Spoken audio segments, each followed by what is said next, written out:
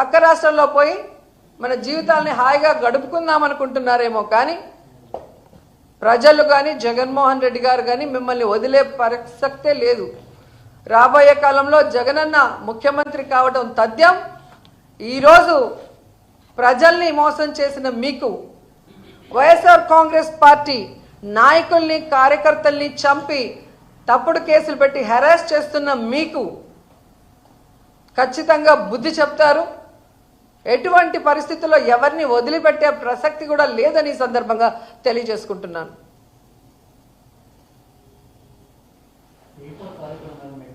ఏదండి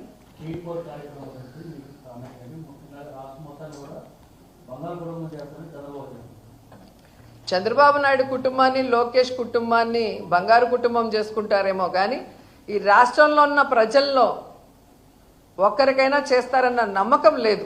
నాకే కాదు, ప్రజలకు కూడా లేదు అనేది మొన్న ఆయన మీటింగ్ జరుగుతుంటే ప్రజలందరూ లేచి వెళ్ళిపోవటం మనం కళ్ళారా చూసాం. మీటింగ్కి వెళ్ళే ముందేమో పిల్లలు మీటింగ్కి రండ్రా, ఆడవాళ్ళు మీటింగ్కి రండ్రా అని రోడ్లో ఆయనే ఒక సీఎంఏ అందరినీ అడుక్కునే పరిస్థితి. అండ్ ఆయన మాట్లాడేటప్పుడు అందరూ వెళ్ళిపోతున్నారంటే అర్థం ఏంటి? తానిచ్చిన వాగ్దానాలు ఏదీ నెరవేర్చని ఈ పెద్ద మనిషి మళ్ళీ అబద్ధాలు చెప్పడమే పనిగా పెట్టుకున్నాడు. వీటి వల్ల ఏ ఉపయోగం లేదు అనేది ప్రజలకే అర్థమైపోయింది.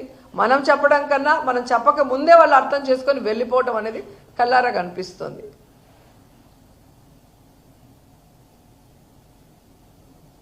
అండ్ పవన్ కళ్యాణ్ గారు ఎక్కడ నిద్రపోతున్నారో నాకైతే అర్థం కాలేదు. మొన్న తెలుగుదేశం పార్టీ వాళ్ళు చేసిన వెకిలి డ్రామాలకి, వెకిలి డాన్సులకి వచ్చి పడి నవ్విన వ్యక్తి ఈరోజు తిరుమలలో మద్యాన్ని అమ్ముతూ విచ్చలవిడిగా తాగుబోతులు మాడవీధుల్లో తిరుగుతుంటే, అలిపిరి చెక్పోస్ట్ దగ్గర గంజాయి దొరుకుతుంటే ఈ సనాతన యోధుడు ఎక్కడికి వెళ్ళాడు? ఎందుకు ఈరోజు తిరుమల మెట్లు కడగట్లేదని ప్రశ్నిస్తున్నా. ఒకవైపు ఫార్మసీ విద్యార్థిని ఏజీఎం దీపక్ వేధించి ఆమె చావుకు కారణమైతే మాట్లాడు, ప్రశ్నించడు. ఒక ఆడపిల్లకు అన్యాయం జరిగితే అక్కడ నేనుంటాను, వాళ్ళకి అండగా నిలబడి తప్పు చేసిన వాడిని శిక్షిస్తానన్న వ్యక్తి ఈరోజు ఎక్కడ నిద్రపోతున్నాడు కుంభకర్ణుడిలాగా నేను అడుగుతున్నా. వెకిలి డ్రామాలకి నవ్వటానికి సమయం ఉంది, కానీ నీకు ఓటేసిన ఈ రాష్ట్ర ప్రజలకి మంచి చేయాలి, నిన్ను నీ మాటల్ని నమ్మిన మహిళలకి ఈరోజు అండగా నిలబడి రక్షణ కల్పించాలి, సనాతన యోధుడని చెప్పుకోవడమే కాదు, తిరుమలలో జరుగుతున్న అన్యాయాల్ని ప్రశ్నించి అవి అరికట్టాల్సిన బాధ్యత నీ మీద లేదా అని కూడా ఈరోజు ప్రశ్నిస్తున్నాం.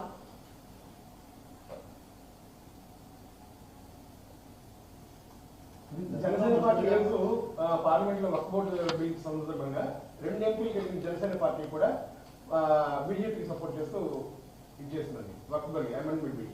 దాని గురించి మీరు ఏమంటారు? ఈరోజు వాళ్ళు చేస్తున్న కార్యక్రమం ఈ రాష్ట్రంలో ఉన్న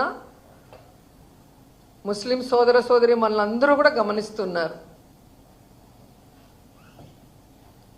అసలు పవన్ కళ్యాణ్ లాంటి మొన్న ఇఫ్తార్కి రాకుండా తప్పించుకోవడం చూస్తేనే మీకు అర్థమైపోతుంది ఏ విధంగా బీజేపీకి భయపడి ఆయన ఈరోజు ఇఫ్తార్ విందుకు పోలేదో మనం చూసాం.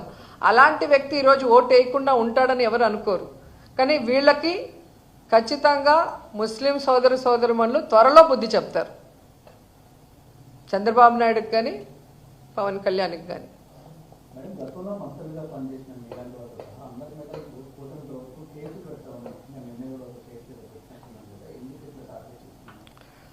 అదే అంటున్నాను కదా, బలమైన నాయకత్వాన్ని, బలమైన వాయిస్ని తొక్కేయడానికే ఈ తప్పుడు కేసులు పెట్టడం, భయభ్రాంతులకి గురి చేయటం.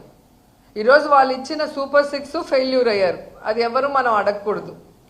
లా అండ్ ఆర్డర్ ఫెయిల్యూర్ అయ్యారు, అది మనం ఎవరము అడగకూడదు. అలాగే ఒక్క ఏడాదిలోనే 1,52,000 కోట్ల అప్పులు చేసి ఆ డబ్బు ఒక సంక్షేమ పథకం ఇవ్వకుండా ఎవరి జోబుల్లోకి వెళ్తుందో